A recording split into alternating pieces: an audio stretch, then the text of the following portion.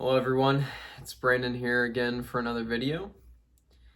So today I'm making a video basically which is going to be an update on what I've been doing this past year and the progress I've made and the things that I've learned. So I've had probably about, I don't know, 500, if I just put a kind of random number on it, maybe 500 deep and transformative spiritual experiences over the past 10 months. That was probably 8 months on and like 2 months recovering from some of the things that came from those experiences and just other things in life that made me, take the foot off the gas. But yeah, maybe 500 experiences. These included what you might call mystical experiences, what you might call spiritual awakenings, and what you might call an enlightenment experience. As far as enlightenment goes, I don't think it really goes by experiences. Of course, it takes place while experiences are happening, but I think it's a shift that occurs kind of separate from experience. But anyway, we can call them enlightenment experiences. So about 500 of them. So it got to the point where I was having maybe 2 or 3 of these deep transformative experiences every day. And I used many different methods to produce these experiences, but I'm a big advocate for using chemicals for spiritual work. I think that if you're doing spirituality in 2021 and you're a single person and it's your main focus and it's what you care about, it's going to take you places much quicker than not using psychedelics or some type of chemical aid. You see, the modern, enlightenment teachers, most of them out there, or spiritual teachers, and even many of the historic teachers, they didn't have these aids, and the spiritual traditions that did use some of these aids, more the shamanic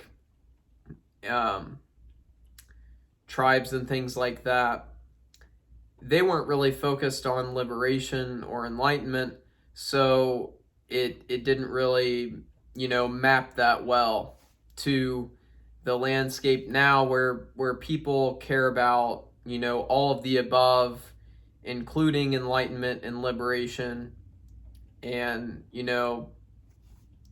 and they are willing to use these aids. So anyway, the main thing that I used was just THC. I found that after having a certain number of high dose trips on normal serotonergic psychedelics, that taking even a small dose of THC could produce the same effect as if I took a heroic dose of a psychedelic, of a serotonergic psychedelic. And I found that the recovery time and side effects for taking THC were really low. I could have a really deep transformative experience and, wake up and go to work the next day. And I did work for part of this year But my work was pretty limited as far as how much I worked this year. And a lot of time was just devoted to doing this, and with a few people kind of helping to teach them and guide them on, where to go spiritually. But I found a big boost when I found uh, Daniel Ingram's book, Mastering the Core Teachings of the Buddha. That really leveled up a lot of my contemplation abilities. And it was on August 2nd or August 3rd. I got to a point where I called it ultimate reality.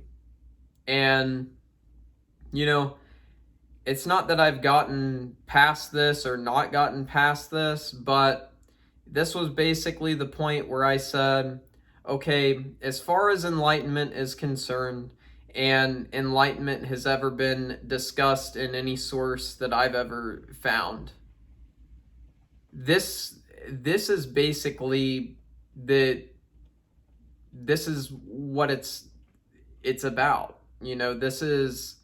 This is what we're talking about. And there's nothing that really makes sense to aim toward beyond this. It was the complete deconstruction of the whole enlightenment process, while understanding it. That's what I define, complete liberation as. I define it as basically the complete deconstruction of the enlightenment process, or the enlightenment process and enlightenment, where it's not under your nose anymore. You actually see it for what it is. And let me tell you, like, the answer is great when you get it, and it kind of produces a rush, I guess, but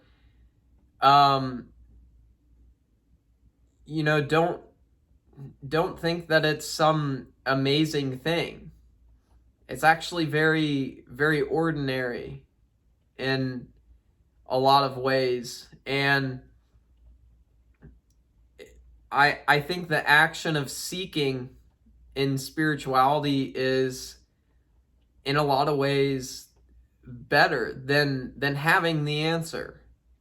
Don't rush to get the answer, is all I would say. But the fact is, spirituality never really has a limit, as far as I can see it, as far as I can tell. But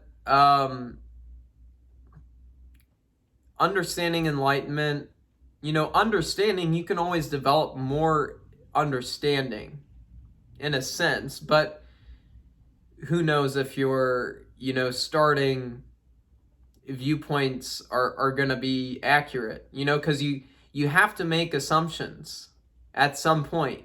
You have to make assumptions to move forward, and that's where you get into trouble. What assumption are you going to make? Are you going to make a materialist assumption? Are you going to make a Christian assumption? Are you going to make a Buddhist assumption? Are you going to make a logic-based assumption? Are you going to make a, some crazy otherworldly assumption? Are you going to make a human assumption? Are you going to make an alien assumption? Or are you going to make an assumption that holds up to time experienced from a single one person kind of experience of reality? It goes on forever. And ultimately, the way I see it is, none of these positions are necessarily more correct or incorrect than the other, in an absolute sense. At the end of the day, everything is so infinite and connected and disconnected and just fucked up and ridiculous that the meaning that you're attributing to anything that you see value in, um, only exists for you right now. Like that's all that you can verify. I like to see things as far as what you can verify, and now after having all these experiences, I like to see what can you verify, you know, because if you can verify it, you know, in some sort of a way that other people can see, you know, we have some ground that we can, you know, maybe talk about things on. But if you can't verify it, you know, who knows? And for my deepest awakenings, um, which are ridiculously deep and honestly dangerous, um, I've never heard a single human being discuss these things uh, in the way that I experience them. I've not seen anybody. And you know, lately I saw something on the actualized.org forum. Leo Gura, the creator of that website and YouTube channel, he was saying that he doesn't like to talk about a lot of his deepest awakenings because he doesn't have time to basically hash out a worthwhile description of them, and if he doesn't make it worthwhile and really, you know, detailed and, you know, well thought out, then people are just gonna, you know, reject it or troll him. And that's how I felt, you know, having the experience that I had um last month. uh it was an awakening that for me subjectively was orders of magnitude deeper than cessation, than, you know, some the deepest possible samadhi imaginable. It was so far beyond these states. And you know, when I had cessation, it was, you know, subjectively, when I read my description and hear my description and then I hear other people's, mine sounds way more intense than, you know, what other people's were. You know, basically, like, what was on both sides of the cessation? What was the context that it happened within? You know, that was a lot more significant in my case than anybody else's description I'd heard. And you know, I end up having, I have a series of experiences that are deeper than cessation. I start to have contemplations that there could be more and there should be more, and then I have experiences to back that up. And then, you know, I end up having this big daddy awakening, and it's fucking crazy. You know, like 100 times more significant and deeper to me than, you know, my deepest cessation experience, or non-experience, whatever you want to say. And this is where it takes me. And my conclusion from this was, you know, for one, this awakening gave me like depersonalization for like 3 days. So I basically was in a state where I almost would, like, you know, like my parents would, I saw my parents, didn't really see anybody else, but I saw my parents and I would like talk to them and it would like happen automatically. It was like a ghost in the machine scenario. There was like no soul controlling anything. I was like completely um annihilated. There was no meaning, no control. But it didn't feel like there was any person controlling this. And then I end up having this really strange feeling the organic nature of everything. Really odd experience. That was really strange. Really one of the most maddening things. And then I started having these really strange dreams that would just pull me into these completely alternate experiences. And, they'd seem a lot more important and real than what's back home here.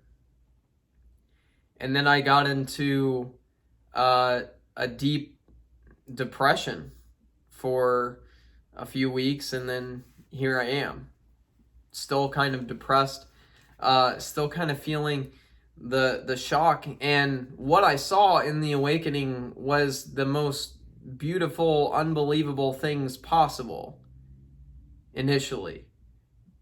And it's having that beautiful love and ultimate love experience beyond anything I could have imagined.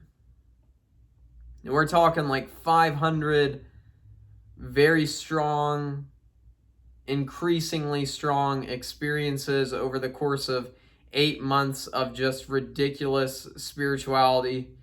And this was far beyond anything I had encountered before. Far beyond anything. And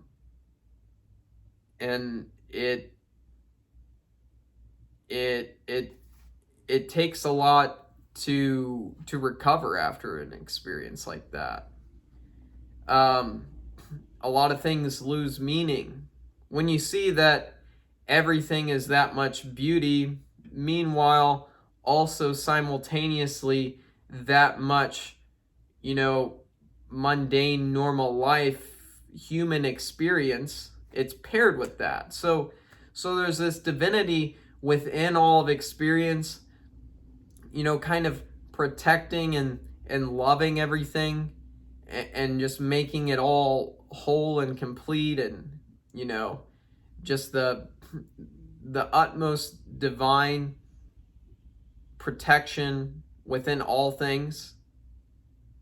And then you also have this kind of brutal, just normal sensation, animalistic life that's on the other side. And it without one, it wouldn't work, and without the other, it wouldn't work.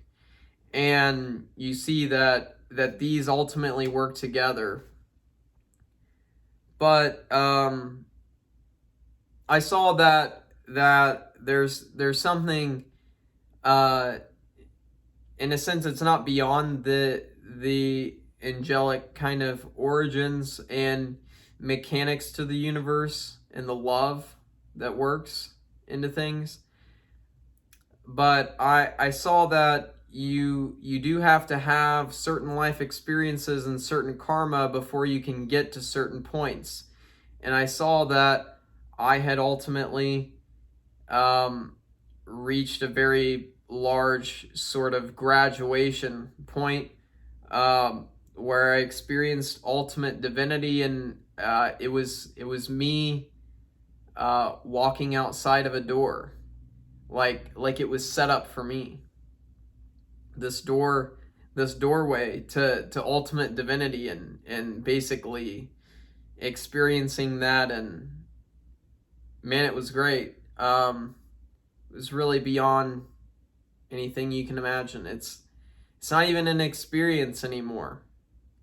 It's so high that it does go way beyond experience. So I guess in a certain way it is tied to cessation, in a way that it's such a high experience, and that it is, and you can see it, and the evidence is right in your face, and it's undeniable, and you see exactly where it leads. but yet you can't fully get there, but yet you are there. Really strange. But understanding that very certain karma had to be in place to have that experience, and it's the subjectivity that matters. It's your subjective experience that matters. That's what you really care about. You don't care about, what another person thinks, or even really what another person experiences, really beyond your own experience and how it relates to that. So, because even the most selfless thing that you could ever do, it's only going to take place within your own subjective experience. Everything is your own subjective experience. So everything is tarnished by your own subjective experience. By definition, if there is a you that's going to be there and they're going to be experiencing anything, that's how it's going to operate. Is there's going to be a you, and it's going to tarnish that.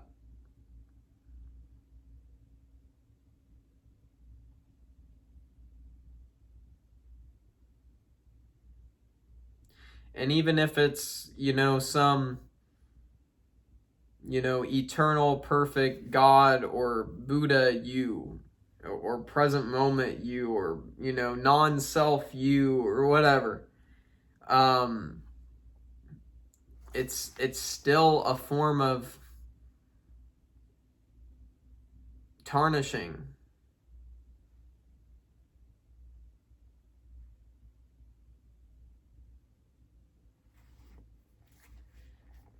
So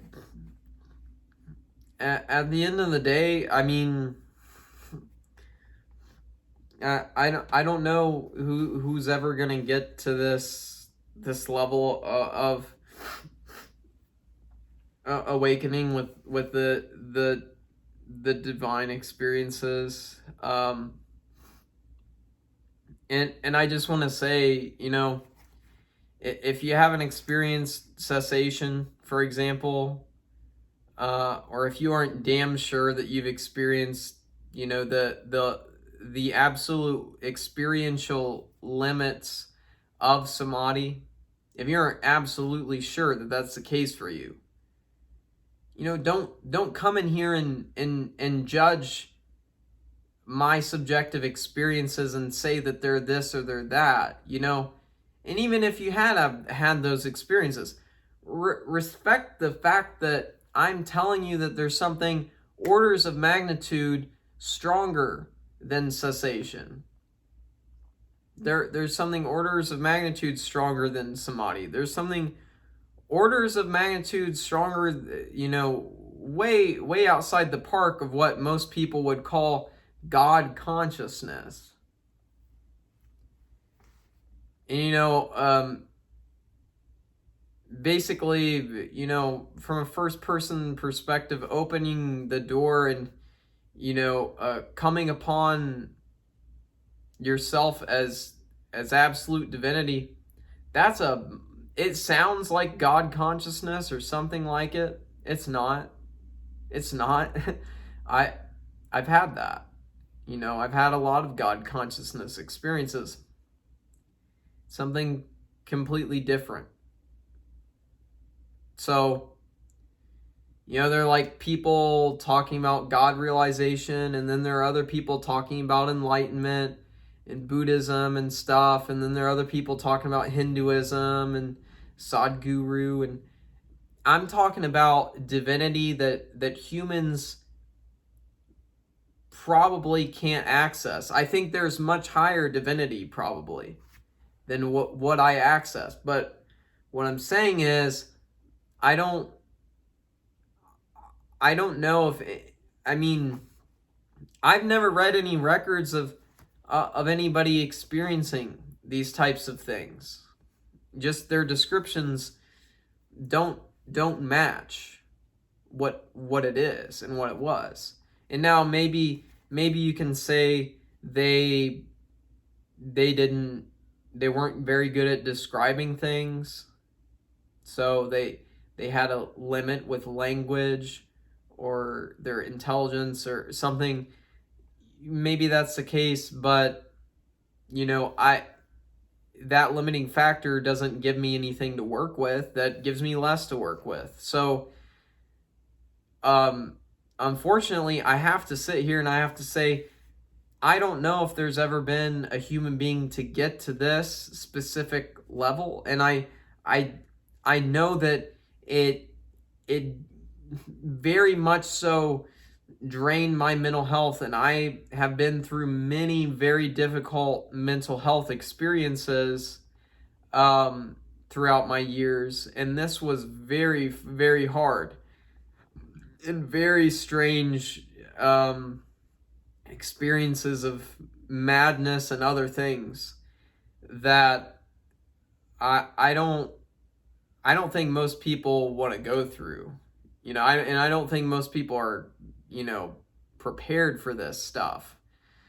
So, I'm saying from my perspective, I I I do think there's more. I think there's plenty more to be explored. But I don't think that human systems and human psychology and, the human brain and mind and the human neurochemistry, I don't think it can handle much beyond what I was seeing.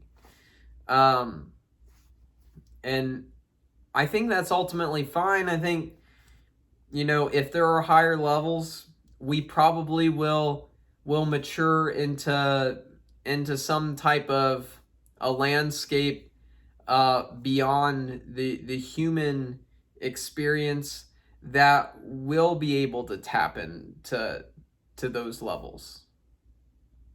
And or maybe we never get to those levels, and it was just a glimpse, like a glimpse into any potential reality, and maybe it's never fully actualized into the present moment experience. For all we really know, it's just this present moment experience happening, and we have an assumption that there are others, but it's always an assumption. It's never an actuality that there are others. It's always an assumption. You always assume that there are other consciousnesses, or at least some people assume. But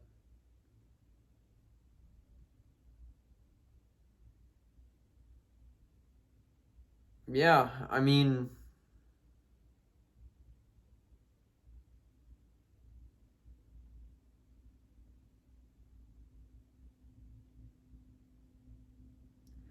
sorry, I'm just at peace listening to the rain on the window. But yeah, there's a lot here. There's a lot that can happen when you dive this deep into spirituality.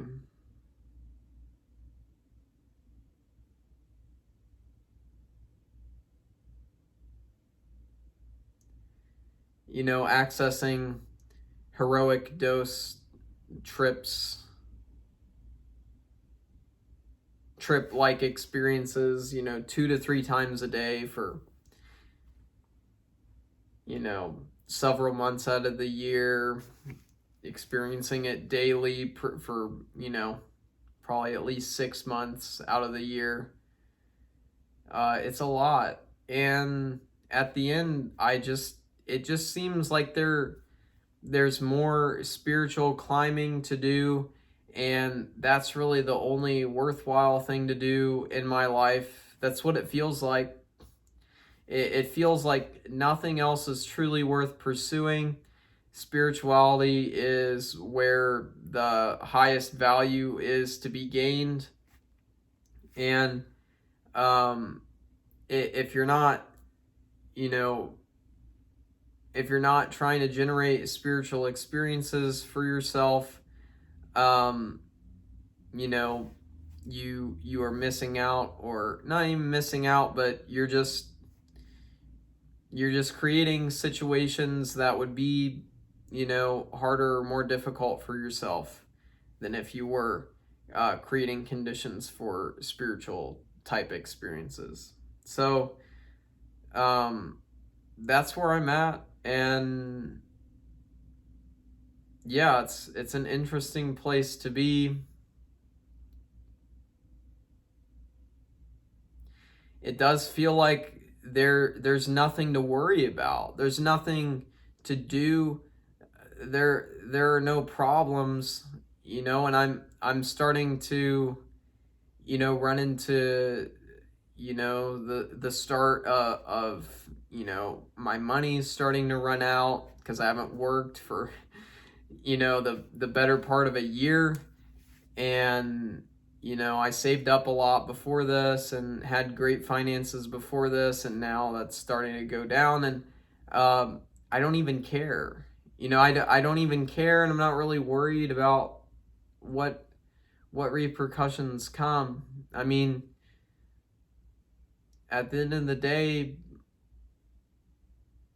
is homelessness bad? You know what? Of course, there might be greater pain there, but is pain bad? And is avoiding pain in this life going to help me in the future?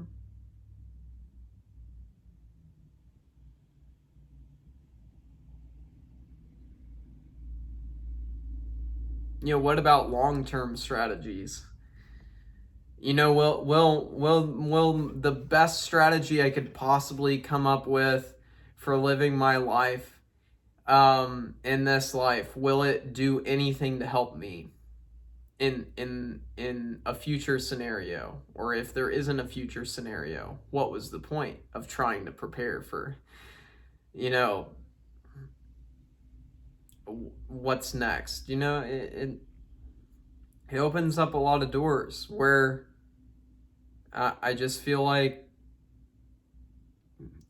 understanding liberation leads to such a blown out state that why am I trying to resist the natural forces of reality anymore?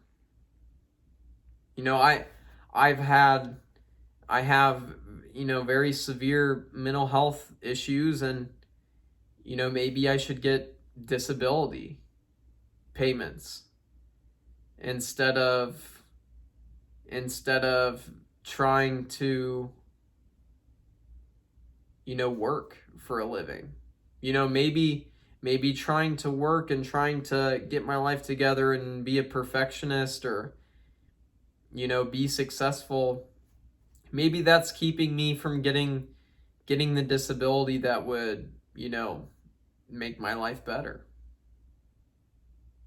It opens up a lot of things. Why am I trying to resist the boat that I'm in?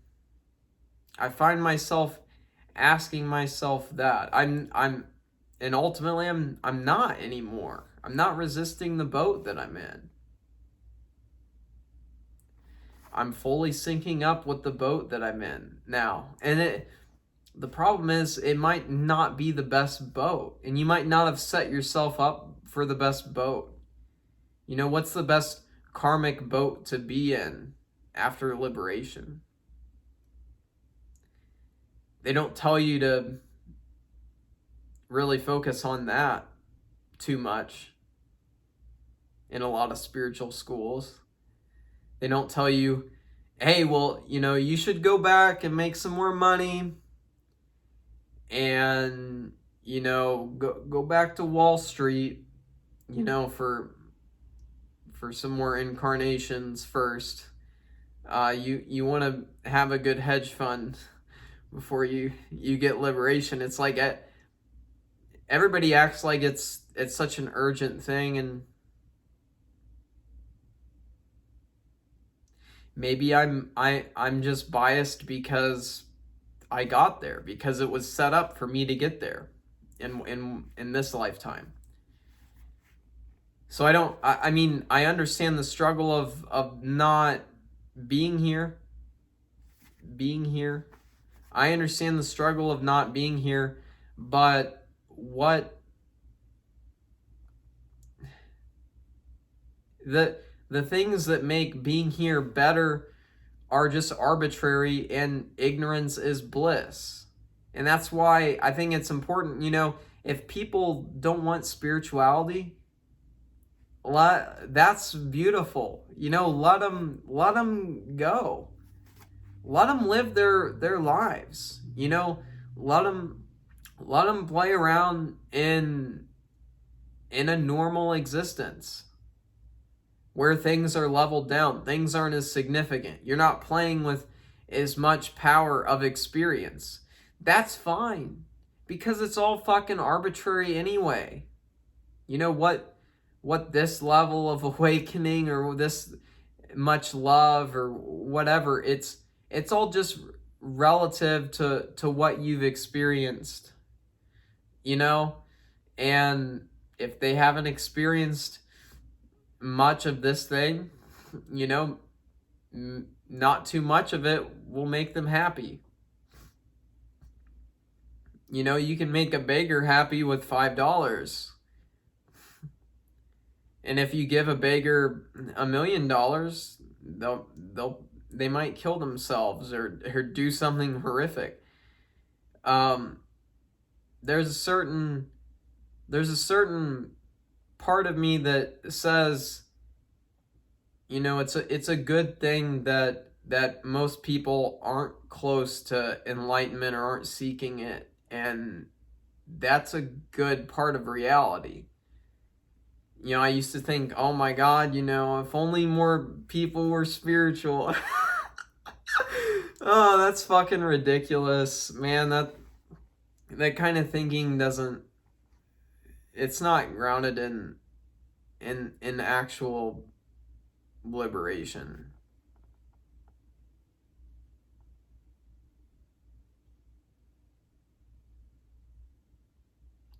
It's not grounded in actual liberation because, yeah, you know that your shit is ultimately no higher than anyone else's shit.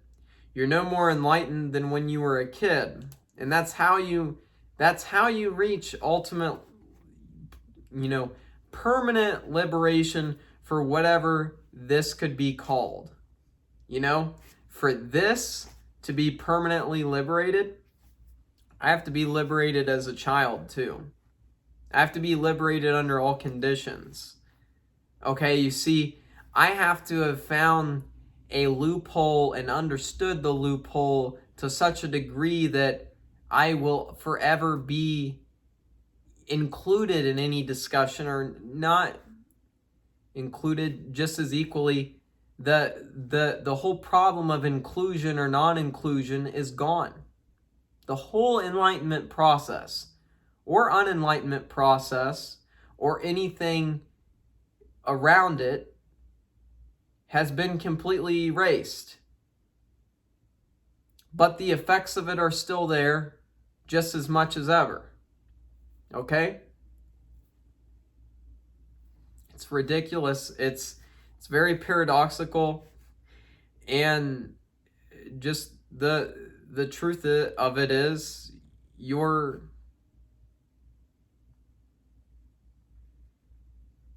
going to see that you have to be enlightened as a child to be in ultimate reality. Your childhood self has to be fully enlightened, and every self after this, none of these are selves. And the thing right here, right now, isn't necessarily, it's not a self, and it's not a non-self either. Don't get tripped up on that. That's where people will oversimplify and say, okay, well, it's not self, and that's the answer. No. Not self is just a good pointer, because most people feel self. They automatically have a self perspective. So saying non-self at the start, say basically we're starting with negation instead of, saying yes, self. If you start with negation, it changes the way the process works, the process of an introspection. But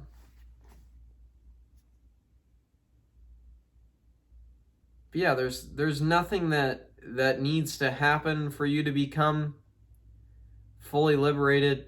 You are already fully liberated in a certain sense, but you have not in a relative sense witnessed and understood what full liberation is in a context that would allow for yourself to always be fully liberated afterwards. And that's the difference. You haven't had the relative experience that gives you what makes you feel like, oh, I'm fully liberated. That's the difference, okay? The truth in what works and how things work is that there is ultimately no process of enlightenment that really matters.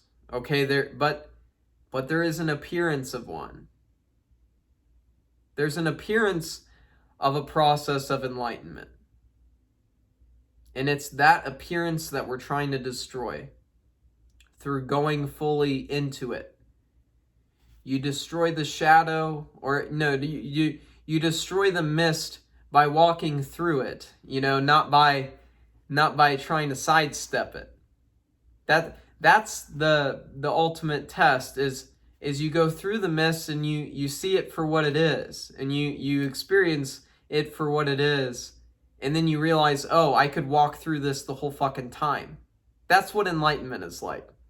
It's like a mist that you walk through, and by walking through it, you realize that you could have walked through it the whole time, and that there's no difference between it being walked through and not necessarily, as far as its solidity goes. That's kind of how enlightenment goes. So it's an imaginary process. Enlightenment is not. There's no real enlightenment. There's no, and there's no unenlightenment. It's just it's always the case. And anything that ever could be called a reality or an experience. Anything that could ever be touched by this thing you might call present moment experience, it's already enlightened. It's already fully enlightened. Forever. Undeniably. So much that enlightenment doesn't matter, and enlightenment has no effect on it. That's the problem, is enlightenment has no effect on this thing. It's like the solidity within the mist. That's how enlightenment affects the present moment and the truth of what is and what you are or are not, that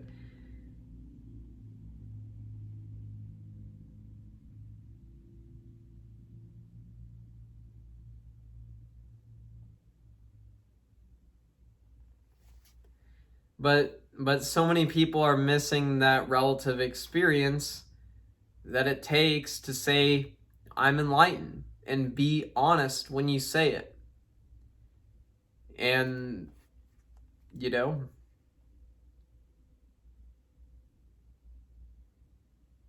I've had that It wouldn't matter if I had deeper experiences at this point. It doesn't matter. It's not about deep experiences for enlightenment.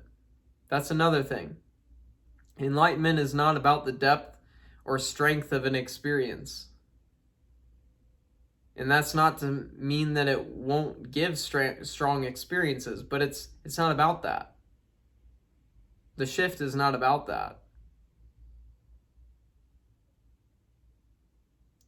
But if we're talking practically, the relative domain does have a big impact on how we live our lives, and to have a relative enlightenment experience, or a number of experiences chained to maybe different levels of enlightenment, if you want to put it that way.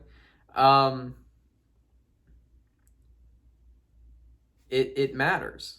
It matters to have that relative experience behind you, if you're going to talk sincerely and from knowledge about the bullshit within enlightenment. It's all bullshit. It's all bullshit. It's all smoke and mirrors, is what enlightenment is. It's all right under your nose, and all of it exists forever and for never. It's so all-inclusive that it includes nothing. It's so all-inclusive that it includes nothing. That's a good one. But I don't know. I've talked enough for this. Give me some comments if you have any questions. Yeah, that's it.